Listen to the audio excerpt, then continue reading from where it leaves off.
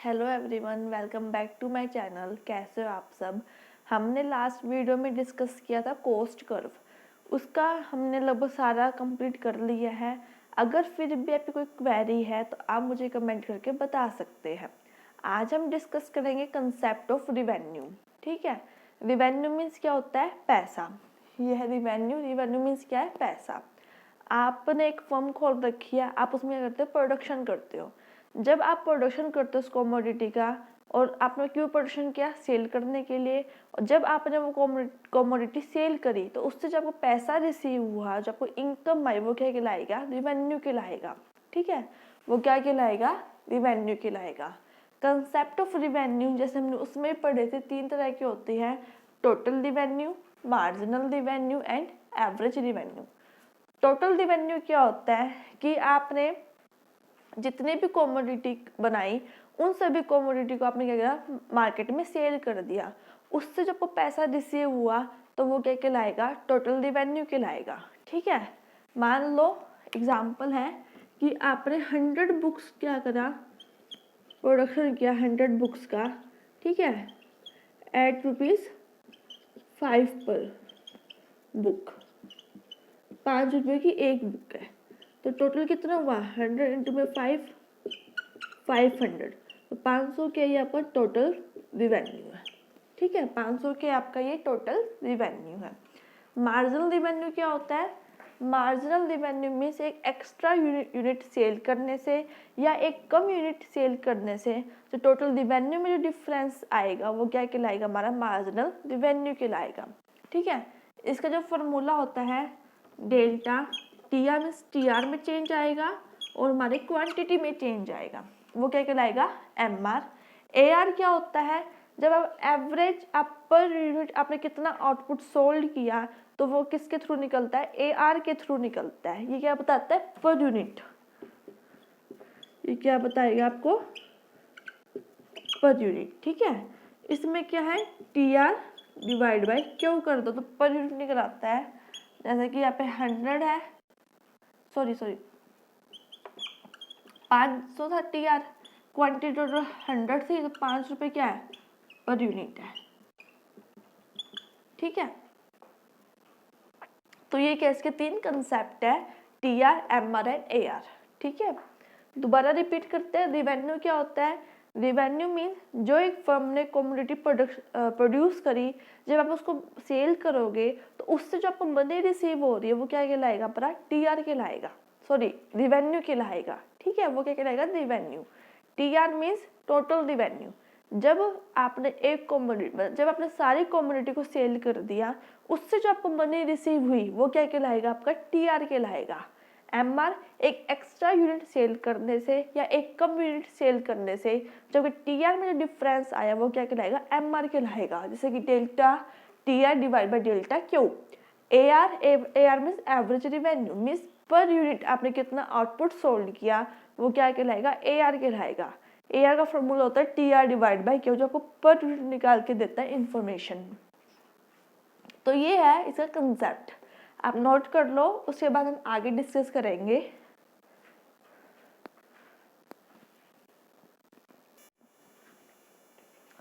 अब हम TR, MR and AR को एक टेबल और एक ग्राफ की तरह समझेंगे और साथ में जानेंगे रिलेशनशिप क्या है इन तीनों के बीच में। ठीक है, सबसे पहले हम देखते हैं टेबल।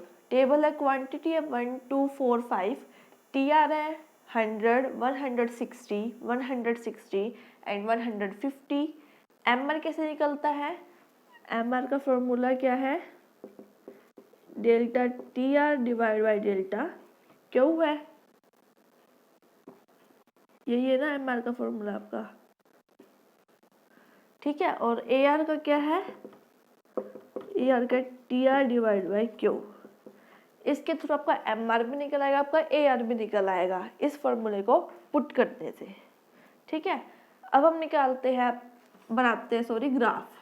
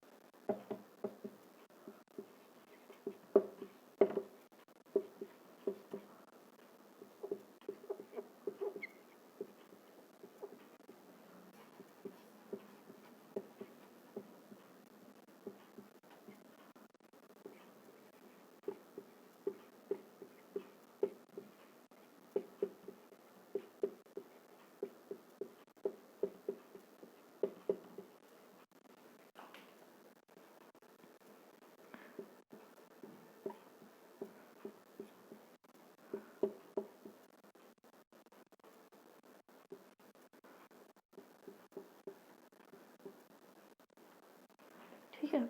अब आप डालो वैल्यू, इसमें रखो। 1 पे कितना है, टी आर 100 है, 1 पे 100, 2 पे 160 है, फिर 4 पे भी 160 है, एंड 5 पे 150 है। ठीक है, तो आपको ये बनेगा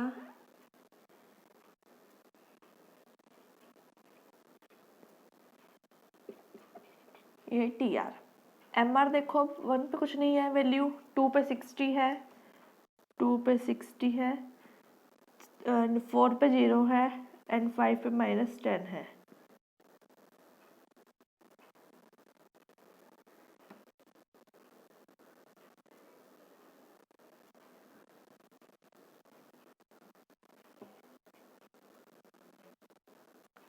फिर आपका 1 पे 100 है, ठीक है, 2 पे 80 है, 4 पे 40 है, एंड 5 पे 30 है।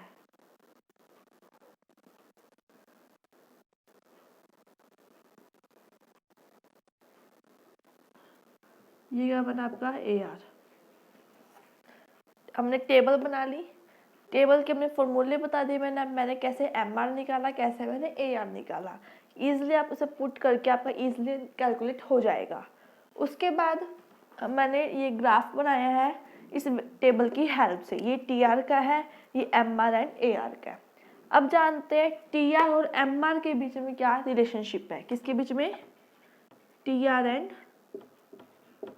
एम आर के बीच में। ठीक है, देखो सबसे पहले क्या हो रहा है, टी यू इंक्रीज हो रहा है, सॉरी टी आर इंक्रीज, तो एम आर क्या हो रहा है, एम आर डिक्रीज हो रहा है, एम आर क्या हो रहा है, डिक्रीज।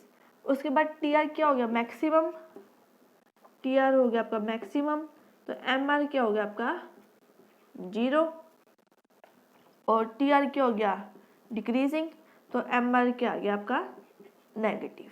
ठीक है, तो चलो टी आर क्या हो रहा है, इंक्रीज हो रहा है, कहाँ तक, यहाँ तक। टी आर इंक्रीज हो रहा है तो एम आर क्या हो रहा है, डिक्रीज हो रहा है। ठीक है, टी आर कहाँ पे हो गया, मैक्सिमम पॉइंट पे पूछ गया, तो एम आर क्या हो गया हमारा, एम आर क्या आ गया 0 आ गया। जब टी आर डिक्लाइन होना स्टार्ट हो गया, मीन्स डिक्रीजिंग होना स्टार्ट हो गया, तो एम आर क्या हो गया, नेगेटिव होना स्टार्ट हो गया। सेकंड है M R and A R के बीच में क्या रिलेशनशिप है। अभी तो हमने पढ़ा टी आर और एम आर के बीच में क्या है।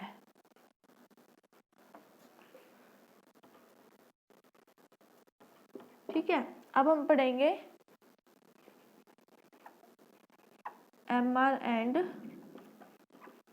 ए आर के बीच में क्या रिलेशनशिप है। ठीक है, देखो एम आर भी डिक्रीज हो रहा है, ए आर भी डिक्रीज हो रहा है, एम आर भी डिक्रीज हो रहा है, ए आर भी डिक्रीज हो रहा है। बट आपने ये नोटिस किया इसमें तो पहले कितना डिक्रीज हुआ 20, फिर हुआ 40, बट इसमें सीधा कितना हो गया 60 का डिफरेंस हो गया। मीन्स एम आर क्या हो रहा है, ग्रेटर देन डिक्रीज हो रहा है as comparison to A are.